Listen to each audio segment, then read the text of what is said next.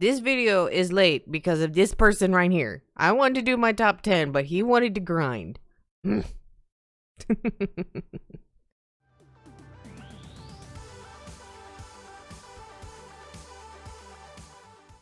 Levians, it is Sister here. Hopefully you're having a great day. I'm having a great day. We are back today, and we are in All-Stars Tower Defense. Wow. So I am back today because I am going to talk about the top 10 units to have in the game. These are the ones that if you see in the summon shop behind me, like right now they're trash, that you want to grab. Because they are going to help your team out a lot. I'm going to explain where a lot of these will do really good damage, whether it be infinite, story, or in general. And we'll go in detail about that. So, let's get on into the video. If you haven't already, please make sure you smash that level like button. Do the same thing with the subscribe button. I greatly appreciate it. It helps me out a lot. And for our lovely pub of the day, we have Mr. Kurama. Thank you. Thank you, thank you, thank you. So guys, we're going to be talking about the top 10 units that you can use in All-Star Tower Defense. I am going to have some examples for the higher tier guys. Lower tier guys, I don't use. I had to get my Discord to kind of help me with some info on them, but we're going to go over them anyways. So the first off we have on the number 10 spot, I have Nezuko. The reason Nezuko is number 10, even though Nizuko does insane amounts of damage, has an awesome range, is because it's bleed only. Who wants that? No, and it's a single target damager, which when you get to the higher tier stuffs, like I've done infinites all the way up to 48 by myself. Yeah, no, I have hordes of guys, thousands and thousands of hit points. So, but because it does a massive amount of damage, that is why I'm putting it at the number 10 spot. Number 9 is Toga. Another one, unfortunately, I don't have, but I've seen used many times. So Toga is really good early game, whether it be story or infinite, and that's to help build up the Bulmas. So I will be showing a strat later in the week on how to do infinite mode solo, because I can get to 48 by myself and use a lot of Bulmas. So I will show y'all one of the strats I use. I do not use Toga, but I do know Toga is pretty essential starting story mode and infinite, because that quick attack. Toga is insanely fast when max leveled up. Like, it's, yeah, 0.25. Yeah, even though it's a teeny tiny amount of damage and a teeny tiny amount of range. Yeah, 7 maxed. That's no. But really good early game. Not a good late game, but still really good. The next one we have on the list is Ruka.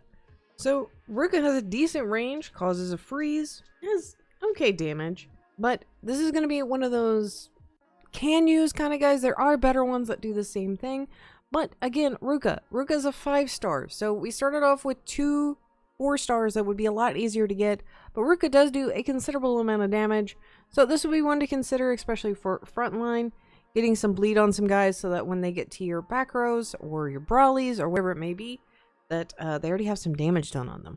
So I have Ruka, not really used it. That is my opinion on it. The next one we're going to talk about, and I have examples of because I use it a lot, is Aaron. So everyone bashes Aaron. And I know some people in the comments are going to be like, you put it at number 7? Really? You put Aaron at number 7? So Aaron is really good for 2 reasons. Aaron sets up beautifully at the start of the match, much like Toga does. But Aaron has this lovely thing where it doesn't matter if it's upgraded or not. It will smash into it. So where Toga would be completely defenseless, Aaron is able to step up and go, nope, I don't care if it's wave 4 and there's an upgrade 2. No. Goodbye, dear sir. Goodbye. So that is why I have it at number 7, because Aaron is amazing. Now, late game, it has this lovely ability that if the boss has a ton of damage still on it, you can spam them up and down. So you can place one, sell it, place one, sell it, place one, sell it, and get a ton of the smaller titans coming out. And I've seen people use it to defeat bosses. I've used it to defeat bosses. I really like Aaron tagged with Erwin because especially when I'm doing story mode. Story mode is where Aaron shines the most because you can get some titans, especially if you get a maxed out Aaron. You got some titans with over 8,000 hit points. And a few of those just need to slam into the boss if you're soloing by yourself. So Aaron has my number 7 spot because it's a good kind of utility. Really good in story mode. I wouldn't say as much in infinite. Infinite, it's more of a not big helper, but again, This is my opinion on it, guys. I understand if you disagree with me. The next we have up is Dio. So Dio is ranking in that number 6 spot. And the reason Dio is ranking in the number 6 spot is he is the last of the utilities. What I mean utilities is they do a special status effect. So, and I am talking about the 5-star Dio. I'm not talking about the 4-star. Let me clarify, okay? So Dio has a massive ability set which allows it to time freeze. So freezing someone in place for 5 seconds, which is really nice, especially in Infinite. Or when you're in late game story mode, especially in World 7. I don't know if y'all have gotten to try the World 7 yet. It is a beast. But being able to stop time when it has its fully upgraded ability, being able to do times 6 damage. I'm sorry, I didn't repeat myself. That's like putting an Erwin on it. And it has a bleed effect, much like Toga does. So this will help slowly eat away at those hit points. So maybe a Brawley can get to it and destroy it easily. So, but Dio is a good utility and he is amazing to use. So there's no reason, his range is not super great, but of the bleeders that do multiple things, he is probably one of the better ones and he has probably one of the better ranges. The next one we're going to look at is one of my personal favorites, is Mr. Brawley. Mr. Brawley, the LSSJ super version. I'm talking about the 5-star version. Okay. I'm going to be talking about a lot of 5 stars from here on out, -1. We made the top of the list. So Brawley is an AoE attacker. And at max level, he's doing well over 500 points of damage. So he is insane. He is an AoE every 16 seconds. A massive AoE. It's damaging everything. Flyers, ground troops. His only weakness is that he's expensive early on to get.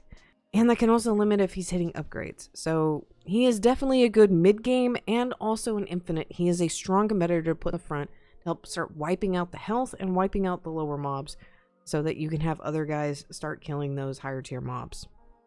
So Brawley is number 5 on my list for that reason. Next on my list, actually only bringing in number 4 because he only is useful on one type of map, and that is Light. So Light came out originally and he had no upgrades, but he now upgrades to where he does 2 times damage. And so if you were playing Infinite, he was essential for me to get to the higher tier waves like 47, 48. This guy only being able to use him once every 8 minutes is rough, but it's a massive amount of damage. You cannot compare with any other unit. So this is a must-have for Infinite in order to do well, whether you're solo, duos, trios, or 4 of you. Take your pick. But that is why he is number 4 on my list, because he is essential to do Infinite. Essential to do well in Infinite. Next on my list, I have Mr. Mihawk. So he is a new addition. So Mihawk has probably one of the greatest ranges in the game, minus a fully maxed out Light. He is easily obtainable when you're doing story mode, and he does a cone effect. No, it's not an area effect, but it's a cone effect that procs every 3 seconds. So this guy is insane. He does like stupid amounts of damage. So this guy is a definite must-have on your team, whether you're doing Infinites or if you are doing story mode. I have used Mihawk, especially in the Titan area. I was able to get my Bulmas out enough that I was able to get a fully upgraded Mihawk, and it was essential for taking down the Colossal Titan. So definitely make sure that you have Mihawk on your team. If you can get a couple of them on Infinite going, oh, it's a lawnmower. They're just cutting through everything. I have used Mihawk in the combination with Erwin, and that has allowed me to go all the way to wave 41. 41. Solo and Infinite. Before I had to start pumping out lights. That's insane. That's absolutely insane. Now, my number 2 on this list, the reason I like him as number 2 is because he is the only buffer in the game. He's the only buffer, and that is Mr. Erwin. So he used to be a set amount of damage, so people like Toga got a really good bonus. Now he does it by percents, up to 200% when he is fully maxed. So Erwin, every 60 seconds, he can give a damage buff that lasts for 30 seconds. You put 3 of those down and start alternating them between the Mihawks, and whenever you need to proc Light, make sure he's up. Yeah, you're doing insane amounts. He is one of the key strategies of how I am able to get so far in Infinite, especially when the mobs start dropping, 50k health by wave 45. Yeah, you need this guy. He is essential to being able to do well. You can also use him in story mode. what you can do is you can help him boost Titans. So say you're using Aaron when you're doing the story mode. He can make the Titans twice as strong. So you now have from 4,000 HP Colossal Titans all the way up to 8,000.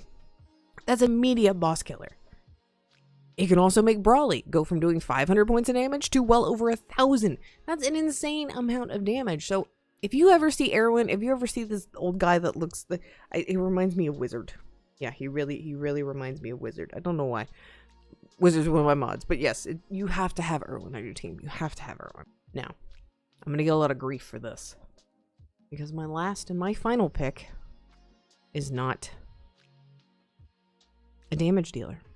It is the lovely lady on my shoulder. That's right, guys. My top pick is Bulma. And you're like, sister, what do you want? What's going on?